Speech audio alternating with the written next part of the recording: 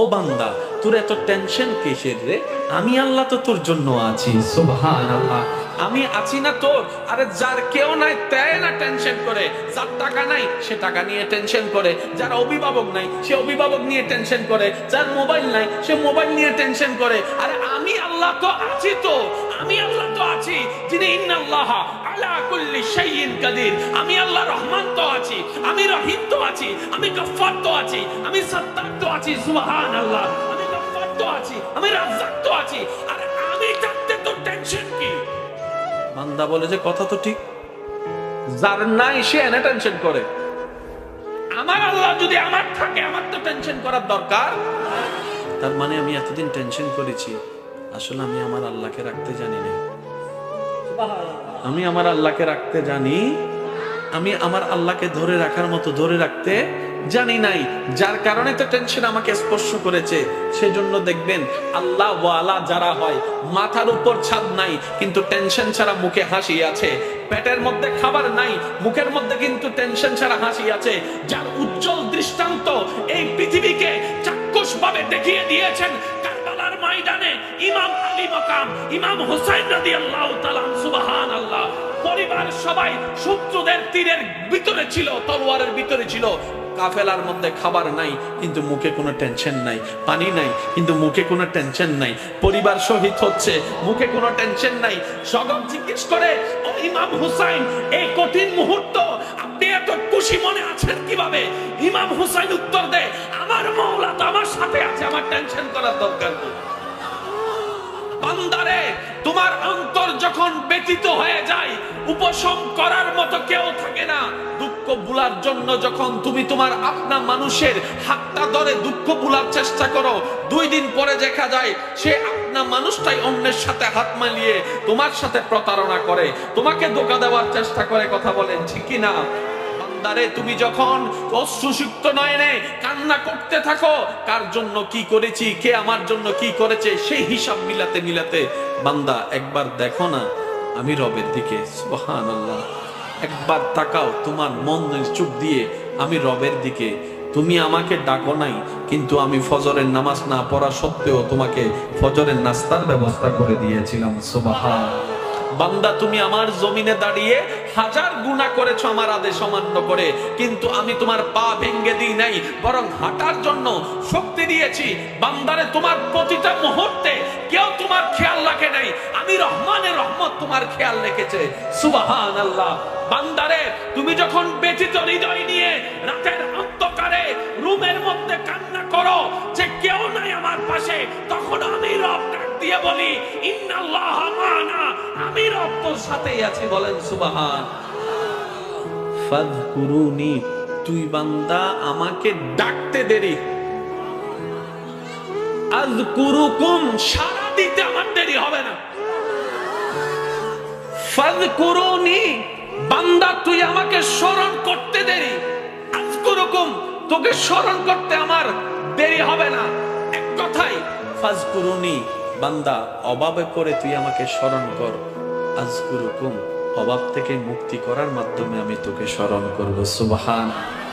ফাযকুরুনি, বান্দা বিপদে পড়ে তুই আমাকে স্মরণ কর, আযকুরুকুম, বিপদ থেকে উদ্ধার করে মাধ্যমে আমি তোকে স্মরণ করব।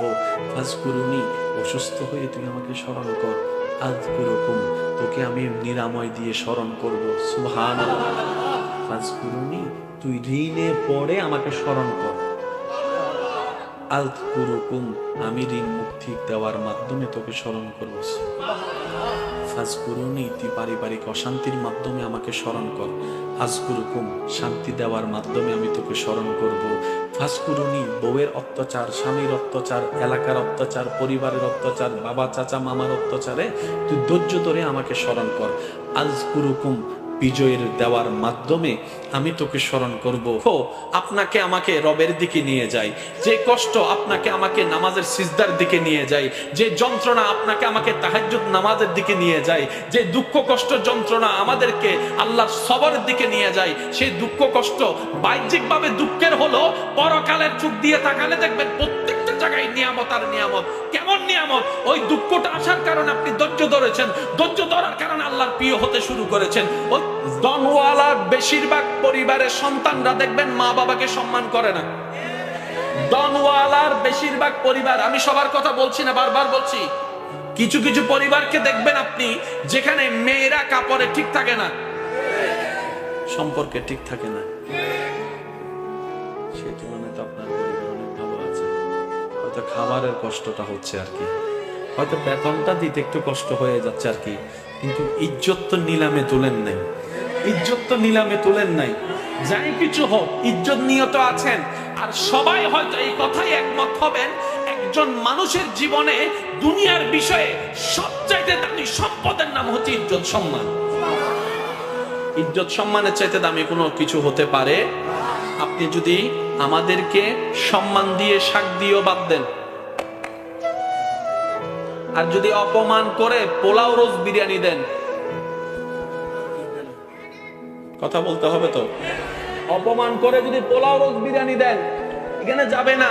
আর যদি সম্মান দিয়ে একটু শাক দিয়ে লবণ দিয়ে বাদ দেন, ভাই আপনার জন্য অনেক মেহমানদারি করার ইচ্ছা ছিল কিন্তু আমার তো তৌফিক নেই, একটু ভাত আর লবণ, আপনি খুশি মনে খাইতে পারবেন, কারণ সেখানে আপনি সম্মান দেখেছেন, সেখানে আপনি ভালোবাসা দেখেছেন। সুবহানাল্লাহ। যাদের ধন বেশি ওনারা মনে করে, আমরা যারা ধন নাই তারা মনে করে কি আল্লাহ তাআলা খুশি হলে ধন দেয়, আল্লাহ খুশি হলে গাড়ি দেয়, আল্লাহ খুশি হলে বাড়ি দেয়, আল্লাহ খুশি হলে ব্যবসা দেয়, আল্লাহ খুশি হলে চাকরি দেয়, আল্লাহ খুশি হলে রাজত্ব দেয়, আল্লাহ খুশি হলে জায়গা দেয়। শ্রদ্ধার সাথে বলি, না রে না ভাই, আল্লাহ খুশি হলে রাজত্ব দেয় না। এরকম হলে তো ফেরাউনের উপর আল্লাহর খুশি এটা প্রমাণ হয়ে যেত। আল্লাহ খুশি হলে রাজত্ব দেয় না। আল্লাহ খুশি হলে, খুশি হওয়ার নিদর্শন টাকা নয়, বাড়ি নয়, গাড়ি নয়। আল্লাহ যখন কোন বান্দার উপর খুশি হয়ে যায়, হাজার বিপদের মধ্যেও তার অন্তরে আল্লাহ প্রশান্তি নাজিল করে, দয়া নাজিল করে, শান্তি নাজিল। আল্লাহ খুশি হলে শান্তি দেয় যে অনেক আছে, 3টা ঘুমের ওষুধ খাওয়ার পরও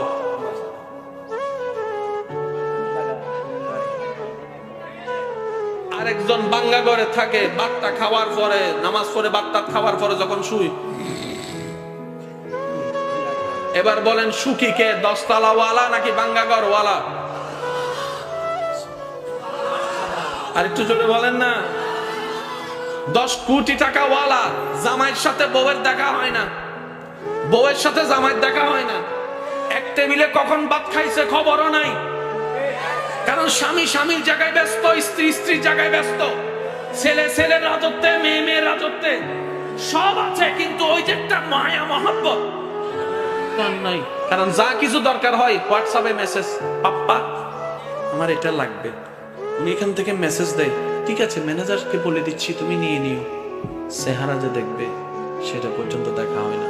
অথচ আপনার সন্তানের একটা কলম লাগলো আপনার পিছনে 3 ঘন্টা করে, বাবা ও বাবা একটা কলম দাও না, ও বাবা একটা জুতা কিনে দাও না, ও বাবা একটা কাপড় কিনে দাও না। বাবা ডাকতো আপনি শুনেন, আব্বু ডাকতো শোনার শান্তি আপনি পেয়ে যাচ্ছেন এই গরিবী জিন্দেগির মধ্যে। সেজন্য মনে রাখবেন, গরিবিটাও পরীক্ষা, বড় লোকিটাও পরীক্ষা, বুঝার জন্য বড়, দন থাকাও পরীক্ষা, দন না থাকাও পরীক্ষা।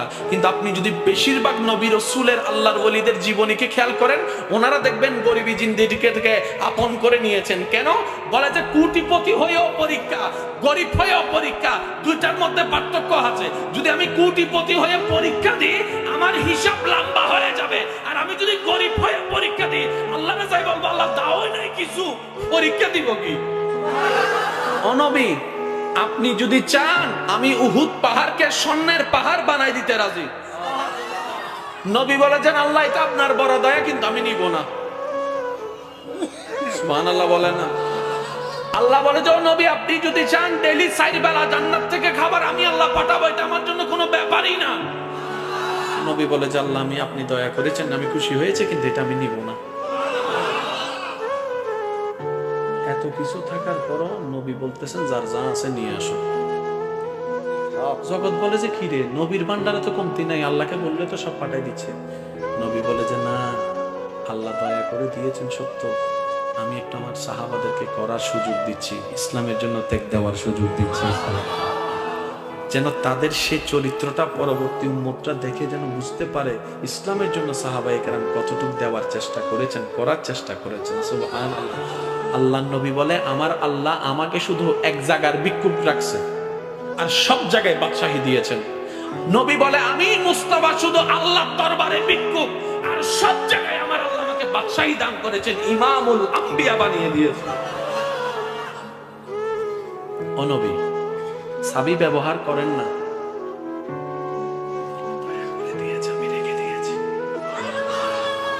নবী আপনি ব্যবহার করবেন না? ওই করব তো। ও নবী কখন করবেন?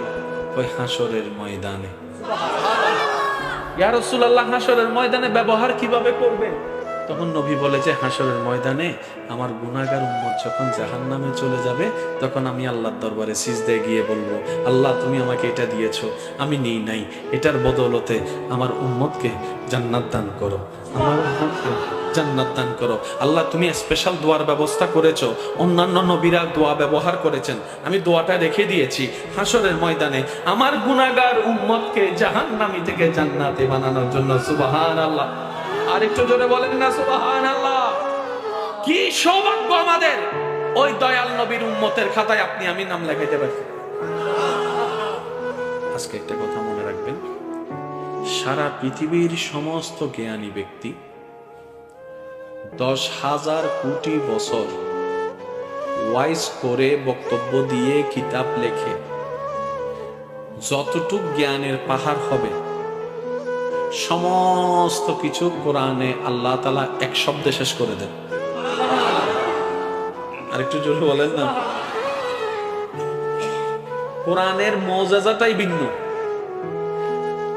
10,000 কোটি মানুষ 10,000 কোটি বছর ওয়াইজ করো, সে জ্ঞানের পাহাড় আনতে পারবে না।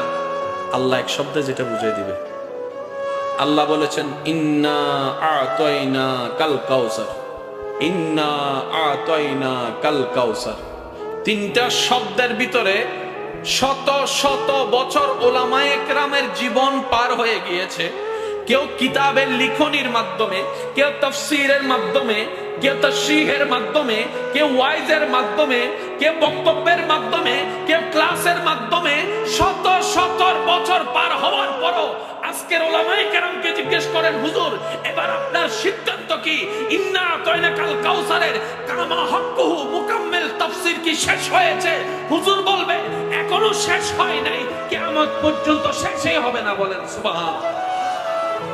এটা হচ্ছে কোরআনের বড় সৌন্দর্যতা। এই দেখেন, কষ্ট হচ্ছে না তো আপনাদের? প্রত্যেকটা বান্দার কাছে আল্লাহ পাক নামাজের হিসাব নিবে না? বলেন না, নিবেন না?